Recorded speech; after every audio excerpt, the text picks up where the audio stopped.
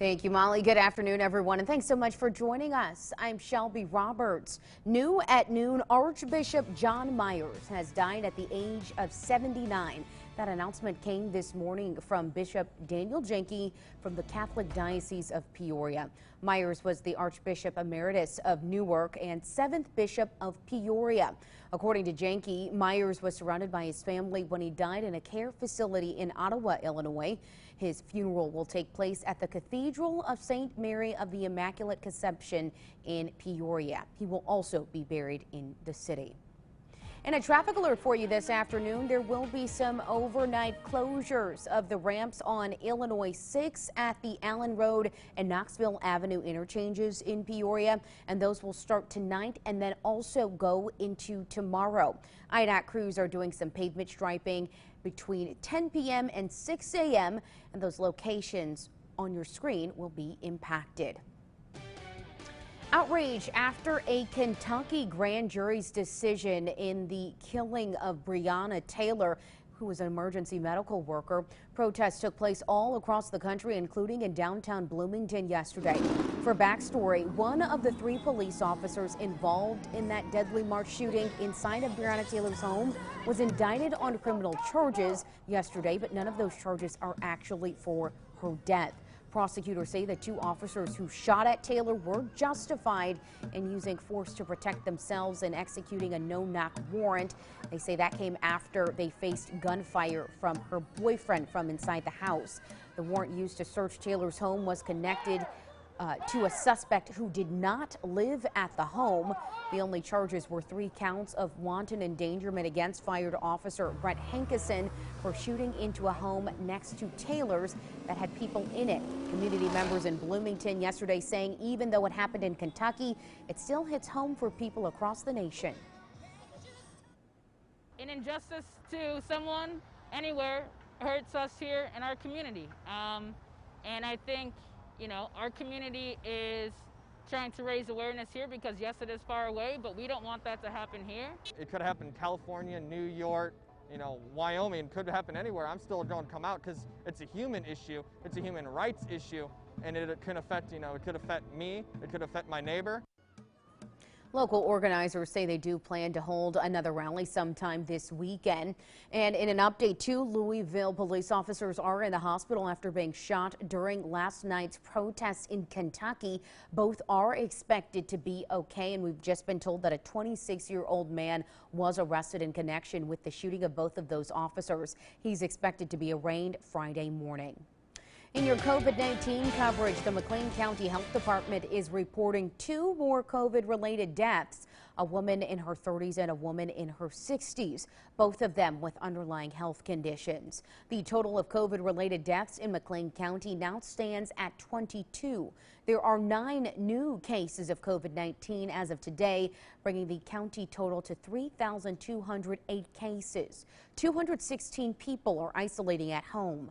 10 people are in the hospital. 2 of them are in intensive care. There are 2,960 people that have been released from isolation and are considered recovered. Unit 5 administrators in McLean County are rolling out some plans to get students back into the classroom come October. According to an email sent to families from Superintendent Dr. Kristen Weichel, families will return to school in a hybrid format as long as local COVID-19 metrics allow. The week of October 19th through the 23rd, pre-K, K through 2, 6th and 9th grades will be coming back to school. Now, the week of October 26th through the 30th, 3rd through 5th, 7th through 8th, and 10th through 12th grades will be coming back to school. Families will have an option to keep their children on full remote or to have them return to school in a hybrid manner. And it's back to the classroom for students in Bloomington's District 87. The school board announced a return to school plan last night, and that would have students learning in person as early as next month. Board members say after hearing from several parents, they realize the #1 concern is that kids are not getting the social and emotional support they need in order to grow. So the district is once again giving parents the option to choose how they want their children to learn. The director of curriculum says the plan is not yet finalized, but that first step begins today. By tomorrow afternoon, our pre-K, kindergarten, first and second parents will receive an email from us through Skyward, which will have them opt out of in-person learning. We're going to ask them to complete that by October 1st, and then we will welcome back our students on October 26th.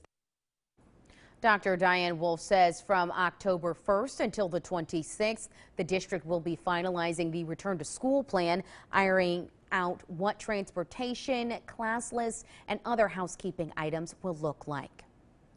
A brewing battle between the Peoria City Council and the Peoria Firefighters Union. Well, council members agreed to bail out the Peoria Civic Center with $4 million. 2 Peoria fire stations are still set to be shut down. WMBD's Matt Sheehan shows us what the agreement could mean for the future of the 2 Peoria fire stations. Peoria city leaders discussing an agreement with Peoria Firefighters Local 50 Union to try and save Station 20 on Wilhelm Road near Dunlap and Station 4 on Southwest Jefferson Ave in Peoria. Last night, Councilman Graham made a motion that would restore the 2 machines if the union would drop their unfair labor practice charge. That raised this question of whether or not that would be considered a quid pro quo. The unfair labor practice charge is around $600,000. The Illinois Labor Relations Board ruling against the city.